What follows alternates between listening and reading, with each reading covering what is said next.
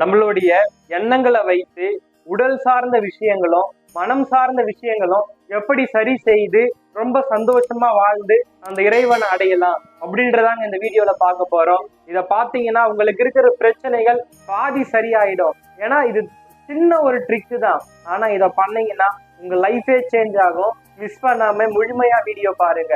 இப்போ for example பல பேருக்கு பல வியாதிகள் இருக்கு, உடல் சார்ந்து பல வியாதிகள் இருக்கு, மனம் சார்ந்து ரொம்ப கோவப்படுற ஆட்கள் இருப்பீங்க, ஓவர் திங்கிங் பண்ற ஆட்கள் இருப்பீங்க, எப்பயுமே ஒரு டென்ஷன் டிப்ரெஷனோட வாழ்ந்துட்டு இருப்பீங்க.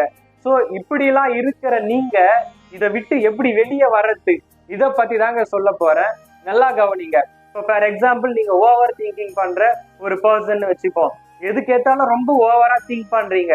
நீங்க ஃபர்ஸ்ட் என்ன பண்ணணும்னா தனியா உக்காந்து நீங்க கண் மூடிக்கோங்க. ஜஸ்ட் கண் மூடி, நான் ஏன் ரொம்ப ஓவர் திங்கிங் பண்ணிட்டு இருக்கேன், இதை நான் திங்க் பண்றதால என்ன நடக்க போகுது, நடந்து முடிஞ்ச விஷயம் தான் திங்க் பண்ணுவீங்க, இல்ல நடக்க போற விஷயம் தான் திங்க் பண்ணிட்டு இருப்பீங்க. இது ரெண்டுத்துல ஏதாவது ஒண்ணு திங்க் பண்ணிட்டு இருப்பீங்க.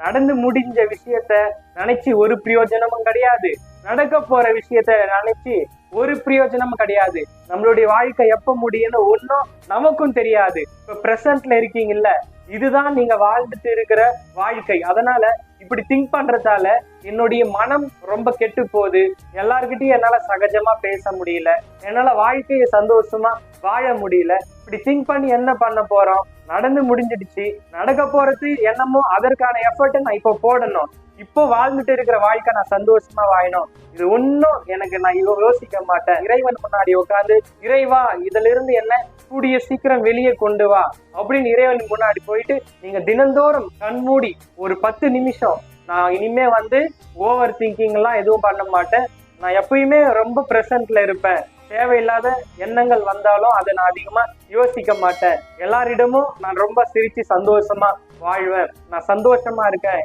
நான் ஓவர் திங்கிங் பண்ணல அப்படின்னு ஆத்ம விசாரணைங்க இதுக்கு பேரு. இப்போ உங்களுக்குள்ள நீங்க பண்ற தப்ப உங்களுக்குள்ளே கேள்வி கேட்டு இதை எப்படி சரி செய்யலான்றத உங்களுக்குள்ள நீங்களே சொல்லிக்கிறீங்க. இதற்கு பேர் ஆத்ம விசாரணை. இதை தினந்தோறும் காலையில எழுந்த உடனே பண்ணலாம், இல்ல நீங்க எப்பப்பெல்லாம் ஃப்ரீயா இருக்கீங்களோ அப்ப பண்ணலாம், நைட்டு தூங்க போறதுக்கு முன்னாடி பண்ணலாம். ஸோ இந்த மாதிரி அதே மாதிரிதான் இது எல்லாத்துக்கும் பொருந்தும். அதே மாதிரி உங்க உடம்புல எந்த ஒரு வியாதிகள் இருந்தாலும், ஒரு சின்ன கை கால் வலியா, அந்த வலி இப்போ இருக்கிற விட ரொம்ப கம்மி ஆகுது, அந்த வலி ரொம்ப குணமாயிடுது, அந்த வலி எனக்கு இல்ல, நான் பழையபடி நடக்கிறேன், பழையபடி என்னால நல்லா சந்தோஷமா இருக்க முடியுது, இப்படி உங்களுக்கு என்ன பிரச்சனைகள் இருந்தாலும் அதை நீங்க உங்க ஆத்ம விசாரணை மூலயமா தினந்தோறும் பண்ணணும். இதை நீங்க ரொம்ப முக்கியமா கடைபிடிக்க வேண்டிய விஷயம். ஒரு நாள் கூட இதை பண்ணாம விடக்கூடாதுங்க. ஒரு நாளைக்கு 3 வேளையாவது பண்ணணும். நீங்க ரொம்ப கோவப்படுற ஆளா இருந்தா நான் கோவப்பட மாட்டேன், நான் ஏன் கோவப்பட்டு என்ன ஆக போகுது, இதனால எனக்கும் கஷ்டம் அவங்களுக்கும் கஷ்டம், நான் சந்தோஷமா தான் இருப்பேன், அடுத்தவங்க என்ன கோவப்பட்டு பேசினாலும் நான் அவங்க கிட்ட நான் சாந்தமா தான் பேசுவேன், இதை என்னால முடியாது இறைவா, இதை நீ தான் நடத்தி கொடுக்கணும் அப்படின்னு இறைவனிடம் தினந்தோறும் பிரார்த்தனை பண்ணுங்க. நிச்சயமா சொல்றேங்க, எண்ணி ஒரே மாசத்துல உங்களுடைய லைஃப்ன்றது சேஞ்ச் ஆயிருக்கும். நீங்க உங்களால உணர முடியும். அதாவது நம்ம எண்ணத்துக்கு அவ்வளோ சக்தி இருக்குங்க. நம்ம எப்பயுமே கோவப்பட்டுட்டு பல நெகட்டிவ் திங்கிங்க நம்ம பண்ணிட்டு இருந்தோம்னா அது அப்படியே செயலாக்க ஆரம்பிச்சுட்டு இருக்கோம். நம்ம ரொம்ப பாசிட்டிவா திங்க் பண்ணிட்டு எல்லாரும் நல்லா இருக்கணும், நான் சந்தோஷமா இருக்கேன், என்னை சுத்தி இருக்கிறவங்க எல்லாரும் நல்லா இருக்கணும், இப்படி நம்ம எண்ணத்தை நம்ம தெளிவுபடுத்திட்டோம்னா நம்ம வாழ்க்கையில எல்லாமே சக்சஸ் தாங்க. நம்ம எண்ணம் தான், இந்த எண்ணத்துக்கு அவ்வளோ பவர் இருக்குங்க.